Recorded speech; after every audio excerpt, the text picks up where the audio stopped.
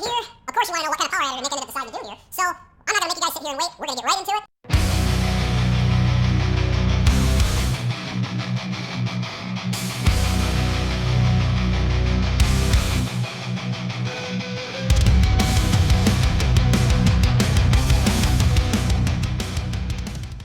We are doing the unboxing.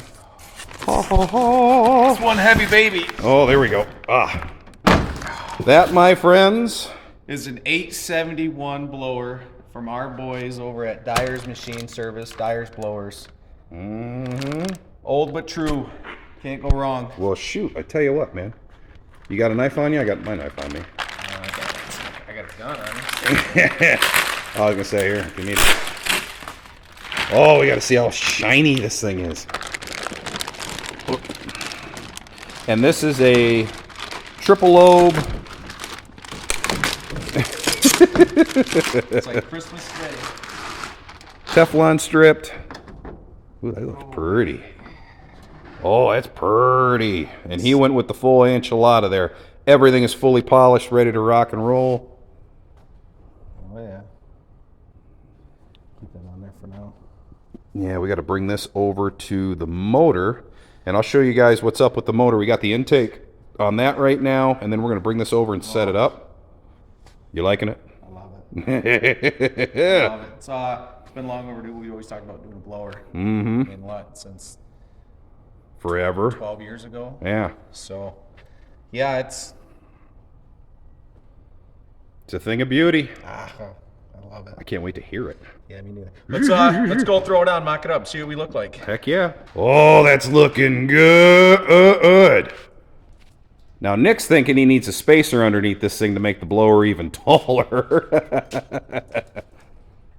We're trying to figure out the height of this. From the deck height here to the top of the single, the Super Victor over there, and the carburetor was like 11 inches, and the carburetor stuck out of the hood.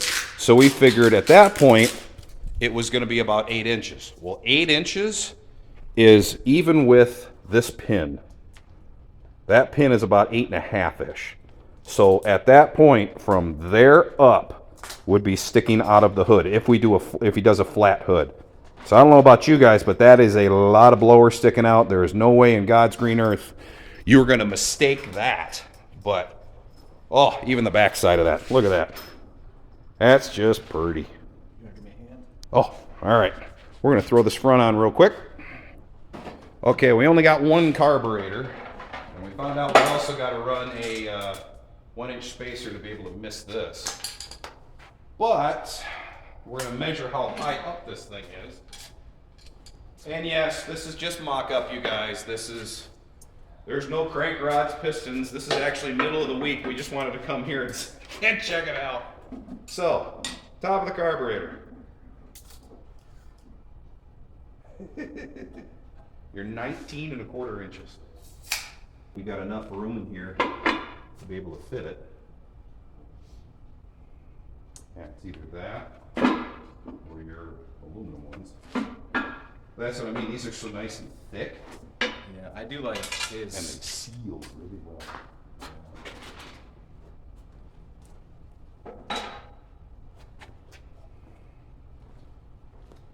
Yeah.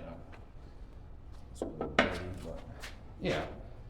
I don't know. I mean, those will clean up, polish up real nice too, though. We'll have to see. I mean, we could always swap them out once it's in the car. Well, again, you can paint these black if you want to paint them black too. Right. You know. What do you guys think? Should he do like the aluminum valve cover or do like the black valve cover? Put that down in the comments. See what you guys dig. But I mean, I like it both ways. But this is just so much polish. I don't care. Oh, I know that. Oh man, that thing looks freaking sweet on there. We ended up measuring from the deck height to the top of the blower with my scoop off the 55. It was 2 feet. 2 feet. And he was talking about, hey man, I might even want to run a spacer underneath the blower. He's out of his mind. He wants to have it like as high as the roof of the car. He's out of his mind. But we had to take everything off to get the motor together. So where are we at right now? I just assembled one piston, filed the rings, all that stuff. The rings are gapped at 28 on the top, 30 on the bottom. I always run a little wider on the bottom because If you start getting blow by, I just want it to go straight to the crank. Just exit. And at that point, if you have a little bit wider on the bottom, you don't have to worry about any back pressure against that top ring, and it actually helps that top ring seal a little bit better. It's what I've been told for decades and decades from top-notch engine builders, and it hasn't done me wrong ever since. So that's where we're at on that. And now, if you guys have never used one of these before, these guys, you can get through Jegs and Summit, and everybody sells these things. I think All-Star even sells them. They're magnetized. What you would do is you would zero it out onto the deck, and then you would slide it over here to the piston, run the piston through. It's going to tell you where the piston is down inside the deck surface, what it is in the hole. Now, when they rise, they do not rise even. They're going to teeter-totter a little bit. So what you do is you kind of push on the piston, and you'll get it to even off on both, and that's where you're going to be at, to where it's like, okay, hey, I'm 7 thousandths in the hole. Now, the compression calculator, I'll show you right here. And as you can see, we're 7 thousandths in the hole. We're going to be about 9.6 to 1 compression. It's a little more than I wanted, but we're still okay. We are going to run a water meth kit on top of this thing, because in the 55 I ran a meth kit, and guys, we gained, I believe, 50 or 60 horsepower. We didn't mess with timing, fuel, nothing. It just made the air that much cooler and made the blower that much more efficient. Did wonders on the 55 setup. So we're going to do the same thing on this, and we will hit 1,000 horsepower out of this thing. That is going to be the supreme goal. So now, you guys, this will be 1,000 horsepower, 871 blown, big block Chevy. Oh, we're going to have some fun with this thing, I'm telling you.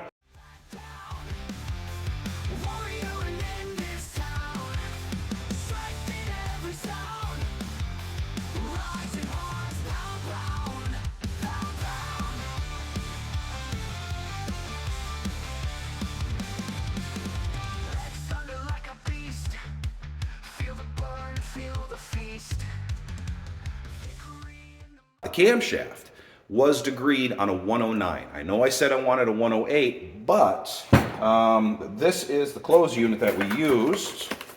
That way you can see what we actually were running here. This has got a 9 keyway crank sprocket, and it only goes by 2 degrees increments, either, you know, retard or advanced.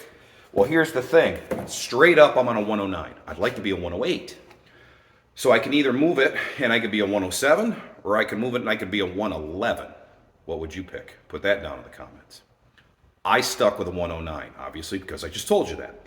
So at that point, I figured with the blower, I didn't want to tighten it up to the 107, and I'm trying to be at that 108 as close as I can, and it just, I'm stuck. You know, there is no belt drive, like I said. So put it on the 109, that's where we're going to be at. And then we're going to go through and we're going to finish up and get all the piston rings filed, get this short block together, and you're going to hit that time lapse in 3, 2, 1.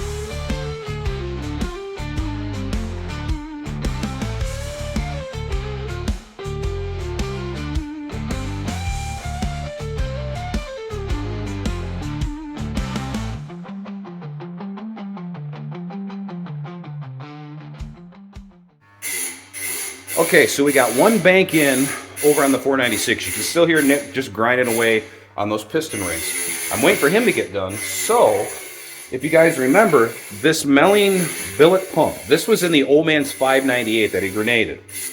What I'm going to do is I'm going to pull this thing apart, and I want to see if we can thoroughly clean this, because it grenaded, so there's all kinds of metal inside this thing, and I can feel there's some grit. I don't want to turn it too much, but there's definitely some grit. So we're going to pull this apart, take a look at it, and if you guys have never looked inside a full, $500 billet oil pump, well, let's take a look.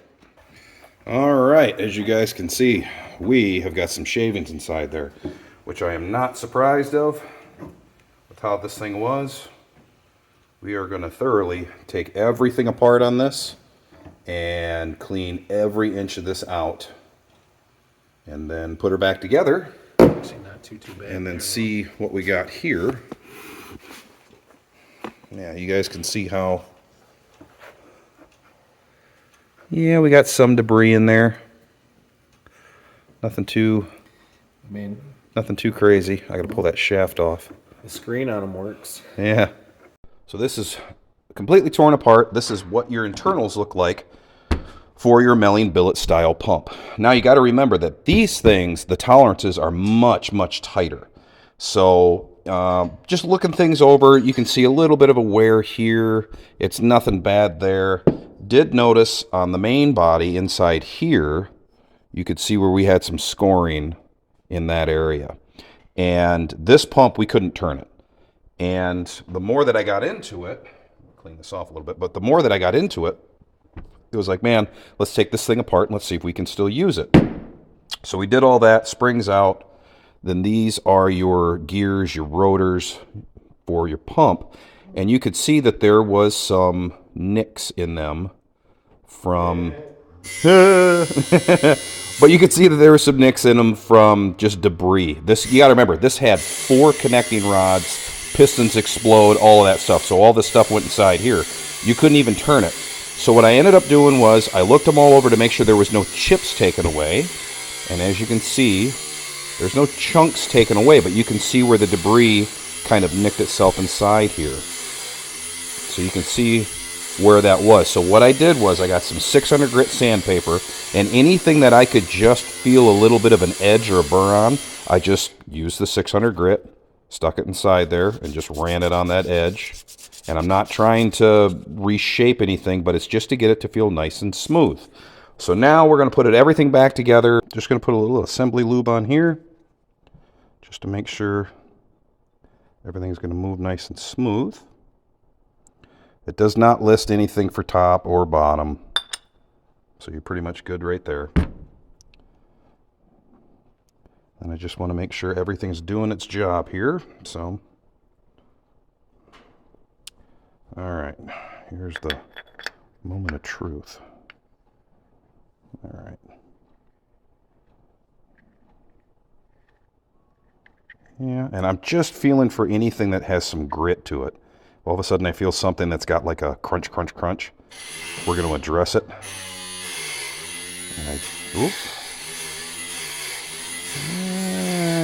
I got a little something right there. All right, so I just went through and sanded it one more time. And now, I mean, I'm hardly doing any turning here. And it spins nice. I don't feel anything. Yeah, I don't feel anything biting. And you guys can see how tight your tolerances are inside there. I mean, there's not much wiggle room. So you got to think oil is going to end up passing through this outer edge. It all passes through this outside. It does not go up the middle. So, it feels like it's okay. So let's keep on assembling. All right. So now we're going to get our main cap back on. Here we go. Now I'm going to put a little bit of Loctite on these guys because we don't want this to, obviously come undone here. All right, so main body's all locked down. We're just going to reuse the original spring that was in it. When this was in the old man's ride, this thing was pushing, oh man, probably 80. No, it might have been more than that. It might have been close to 90 pounds of oil pressure. So at that point, there's no reason why Nick would need any more than 90 pounds of oil pressure. If we're only going to see, 7,000 RPM, maybe 72-ish, it's got more than enough in it. So, all right. Then we have to put the, got to put the screen back on top of this thing. which we got all cleaned out, ready to rock and roll. So we're good there. And then we just need to put the locking ring on and we will be all set. So we just got to clip that out real quick. All right, so we got the screen back in, springs all put back in. We're good to go.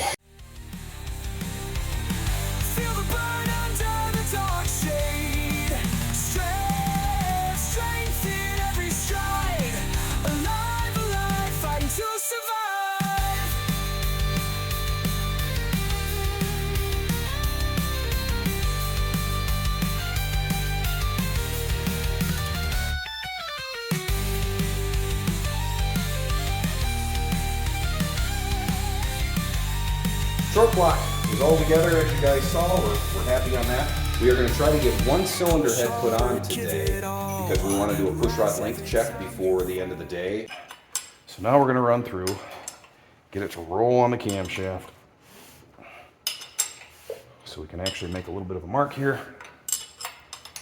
And then, ooh, well, that was compression stroke.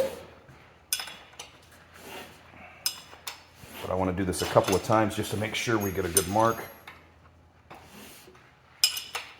And then we will check and see what we got. This is what we are looking at. You can see here, well, let me give you a little pointer. Yeah. So you can see right there, you see how much gap we got below? That's how much the roller here is moving on your valve. So that's why this is so important to get this right. Because if you screw this up and it's slightly up, you're going to end up pushing at the tip of the valve. You're going to start chipping off your valve. Plus, when you're pushing on that thing, like if this was your push rod or this was the rocker and I'm on top of the valve itself, I'm going to be loading that valve this way. So I'm going to side load the valve, and at that point, you're going to have valve guide problems. We don't want to have that. So we want to be directly over the center of that to get the best push and just the best valve train stability we can get. Now you can see here where this one is. This one's pretty close. I mean, you can see where we're at here. That's the bottom of it. Right below here is the top of it. That one's not bad. Officially now, have a 496. So to get the cylinder head on and to do the push rod check, that was one thing that we really wanted to nail down. So that's all sweet, all good. The next thing that we're going to work on is getting the oil pan put on, oil pump put on, all of that. We'll get the other cylinder head put on, and then slowly we'll get that blower put on. So we're still waiting on carburetors, linkage, and the little fuel line portions of it, but it's getting close. So I would say a couple of weeks, and we will be pretty much on the test stand and hopefully get to hear this bad boy running. So how are you feeling so far with this thing coming together, though? Looks good. No, it looks good. No, it looks really good. It's a dream come true. So I'm glad, we took it apart only to do originally just change the camshaft and just see how everything handled since we put it together in 2021, and then it blossomed. Yeah, originally it was going to be like, hey, let's put a little bit hotter cam in this thing. So it's we took the cam out and saw that things were getting a little hot in the bottom end. It looked like it was ready to spin a main bearing. Yeah, it was close, but we did change the camshaft, so we did achieve our goal of just changing the camshaft. Basically the same camshaft we were going to put in that 468, but now it's a fully forged 496 with an 871. So not a bad trade-up. No, not at all. So, hope you guys dig it. I'm glad you guys stuck it out to the end. Thanks again. Do appreciate it. Don't forget to hit that share, that like, that subscribe. Would mean a world to us. The shares really do help out big time, you guys. We do appreciate you guys out there doing it. So, until we meet again, my friends, hope to see you guys out at the track. Adios.